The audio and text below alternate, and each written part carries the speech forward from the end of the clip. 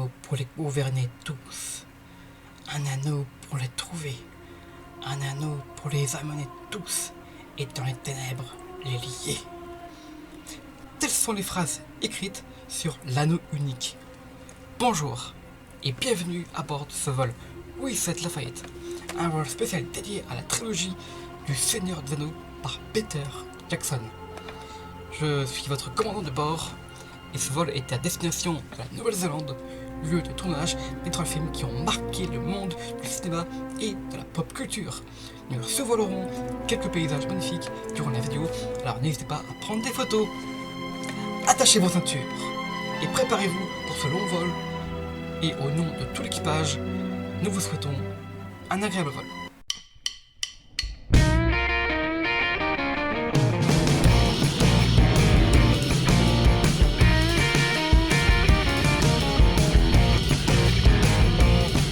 Trois films qui ont marqué au fer rouge le monde du cinéma et de la pop culture. 3 films qui ont été tournés par l'immense réalisateur Peter Jackson, responsable entre autres de la trilogie du Hobbit, que moi personnellement j'adore, des films King Kong, Pour les soldats tombés, Fantôme contre Fantôme, Les aventures de Tintin, Le secret de la licorne, District 9, Allô le film quoi, Crossing chez Line 2008, un film sur la première guerre mondiale avec des avions quoi, des avions. Le tout réalisé par Peter Jackson, c'est génial. Bref, c'est un géant du cinéma qui n'a plus rien à prouver. Mais cela n'a pas toujours été une réussite pour adapter l'œuvre de Tolkien, car J.R.R. Tolkien n'est pas Andrzej Sapkowski à vendre les droits de son œuvre à n'importe qui. C'est pourtant le réalisateur Ralph Bakshi qui fut le premier à prendre le risque d'adapter Le Seigneur des Anneaux en sortant en 1978 sa version de l'œuvre de Tolkien, et sorti en France le 23 janvier 1980. Cette adaptation combine dessin animé et prise de vue réelle rotoscopique. Donne-moi la définition de rotoscopique. La rotoscopie est une technique cinématographique qui consiste à relever image par image les contours d'une figure filmée en prise de vue réelle pour en transcrire la forme et les actions dans un film d'animation. Ce procédé permet de reproduire avec réalisme la dynamique des mouvements des sujets filmés. Merci. Ce film n'adapte que la première moitié du roman, ce qui est assez étrange, c'est-à-dire de la communauté de l'anneau et d'une partie des 2 tours. À sa sortie, les films fut un échec. Puis en 93, sort Le Hobbit, en format mini-série réalisé par Timo Torika. Et c'est moche, c'est pas bien, c'est vraiment pas bien. Il y a eu aussi 2 autres dessins animés, The Return of the King de 1980, réalisé par Jules Bass et Arthur Rankin Jr. Ce film d'animation produit par la télévision conclut l'histoire commencée dans le film de Bakshi, se concentrant sur le 3e livre, Le Retour du Roi. Les avis étaient mitigés à sa sortie, vraiment mitigés. Et puis chez Hobbit de 1977, ou Le Hobbit, réalisé par les mêmes réalisateurs que chez Return of the King de 1980. Soit Le Retour du Roi en français, sorti en 1980. Et ce film a été relativement bien reçu. Mais il y a une adaptation qui aurait pu sortir avec les Beatles dans le casting.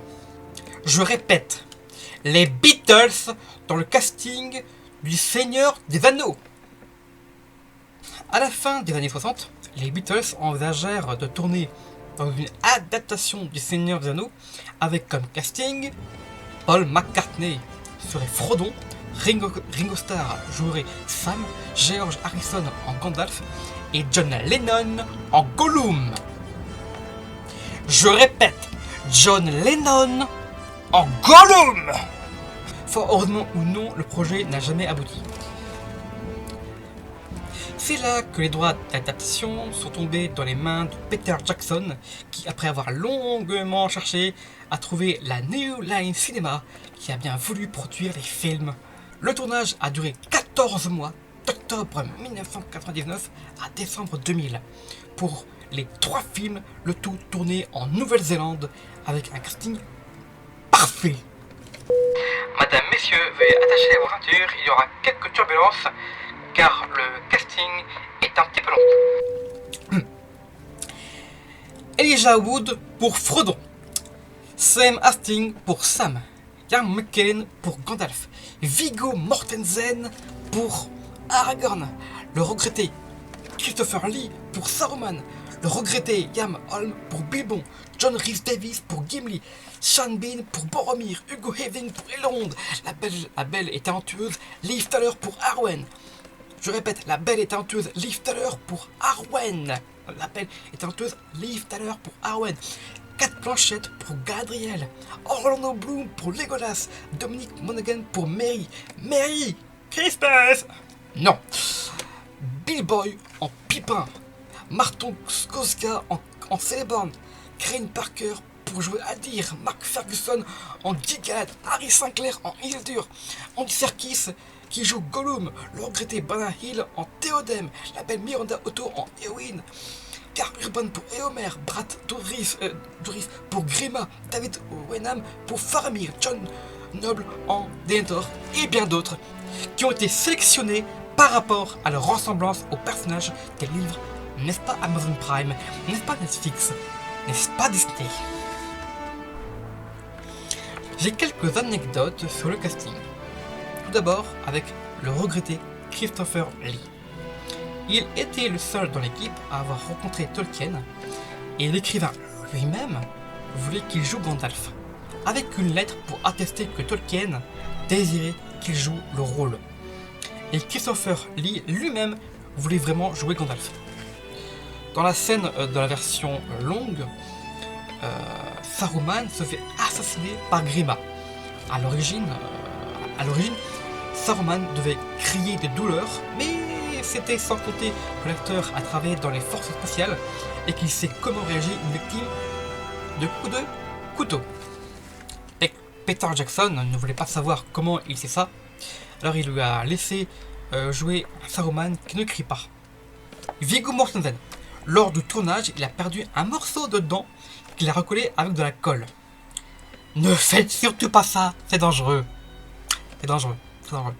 Quand Aragorn tape un casque et pousse un cri de tristesse, en fait, Viggo venait de se faire mal à l'orteil. Et la prise a été retenue. Lors de la scène où Aragorn combat un orc au milieu des bois, à un moment, la dague est déviée de justesse par l'acteur.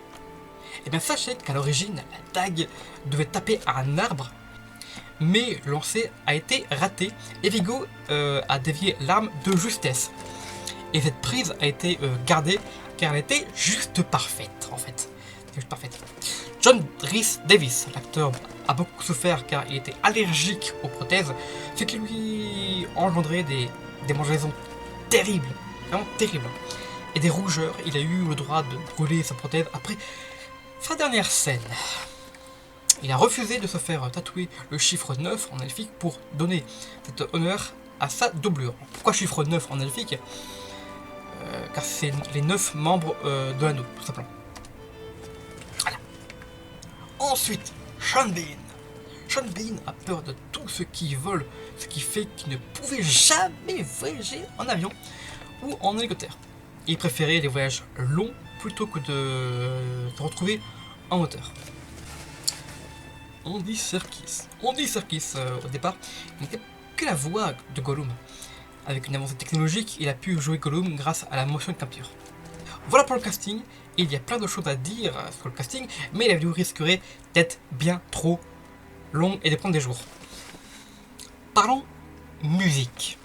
Howard Shore a fait un travail digne de Hans Zimmer, tel Frodon qui avait pour mission de porter l'anneau. Sa mission à lui était de créer des musiques pour les 3 films. Et ce compositeur a fait ce travail avec passion. Parlons et fait de passion. c'est la Weta Digital qui s'est chargée des effets par ordinateur, tandis que c'est la Weta Workshop qui s'est chargée des accessoires. Et ce que j'aime avec les 3 films de Peter Jackson, c'est l'équilibre parfait entre effets spéciaux réels et effets créés par ordinateur. Regardez le film Conan par exemple. Il y a une scène avec Conan qui court au milieu d'un véritable paysage.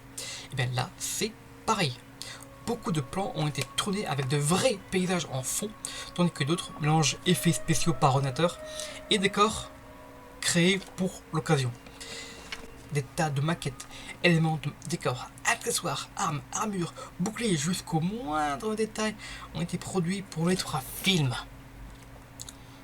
À leur sortie, les films ont coûté au total environ 281 millions de dollars. Combien?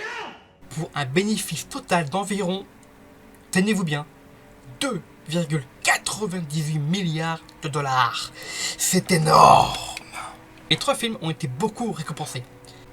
La communauté de l'anneau a reçu comme Oscar de la meilleure photographie, la meilleure musique, meilleur maquillage, meilleur effet visuel.